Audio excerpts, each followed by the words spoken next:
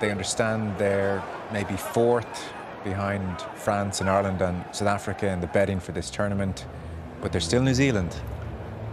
They're still New Zealand, and if we cast our minds back only a few weeks ago, you know, the live debate was, who do you want, France or New Zealand? Yeah. And New Zealand... French match settled that, supposedly. Supposedly. Now, New Zealand were poor on that night, and listen, this was against an atrocious Italian side, like really, really bad. But the shape they played, the structure they played, the speed of intent was an awful lot better than what we saw in that opening round. And I think there's a lot of eyes and minds across Ireland tonight a little bit more worried than we were yesterday. Yeah, Matt, we're sitting up a bit straighter, I think. Yeah, I think that because of the recent history between Ireland and New Zealand, and Ireland, you know, after a century not being able to beat them and then playing so well and winning the series, I think everyone's got a little bit ahead of themselves. You know, there's nothing between the top four teams. Anyone, if you don't come out on your best form, that you'll lose a game against them. And I think that just gave everyone, put it back into reality. New Zealand are never a bad side. There are better New Zealand sides than others. This isn't one of the greats, but that doesn't make them poor. And I think that's just made everyone think, on Ireland's side of the draw, there was never going to be an easy quarterfinal. Yeah. There's no easy quarterfinal, not at the other side of the draw.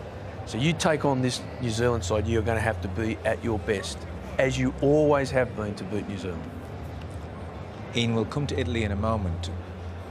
When we're trying to assess New Zealand tonight, to what extent do we discount a lot of the good stuff that they did because Italy were so poor? Yeah, it's a fair point, Joe. I think from New Zealand's point of view, it's probably the most intense performance they've had since their South Africa game in the Rugby Championship. Their breakdown work, they obliterated Italy. They were ruthless in their attacking threats. Their line-out worked well, their maul, their scrum.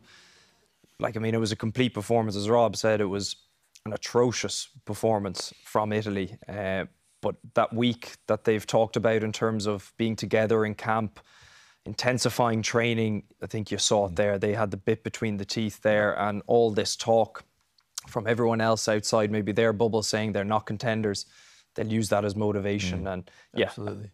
Because France did a bit of a number on New Zealand at the breakdown, and I did think to myself, Joe Schmidt's involved. That breakdown's not going to stay poor for long.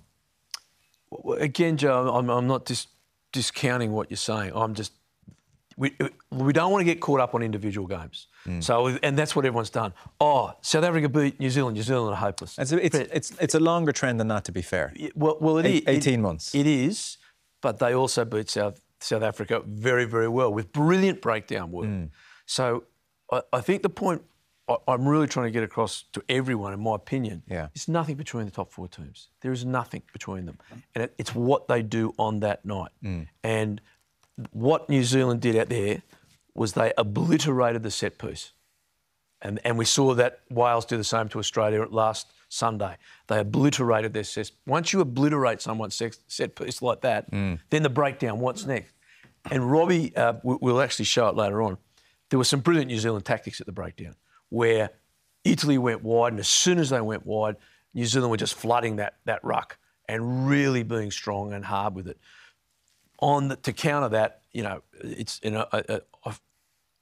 back to the bad old days with Italy. They were just so bad, it's really hard for us to draw a conclusion to say, what would this team wearing black do against a team wearing green? It's really hard for us to draw a strong conclusion and say, well, they've really got it there. What we can say is that New Zealand side really responded. You know, and that's all you can ask from a team after they get played forward, to respond. And it shows the men of character. That guy, Sam Whitelock, what a great player, what a phenomenal player. Broke the record tonight for the most number of caps for New Zealand rugby. And you could see they were playing for him. They were playing for a reason, playing for something bigger than themselves. So they're right in this championship, right in it.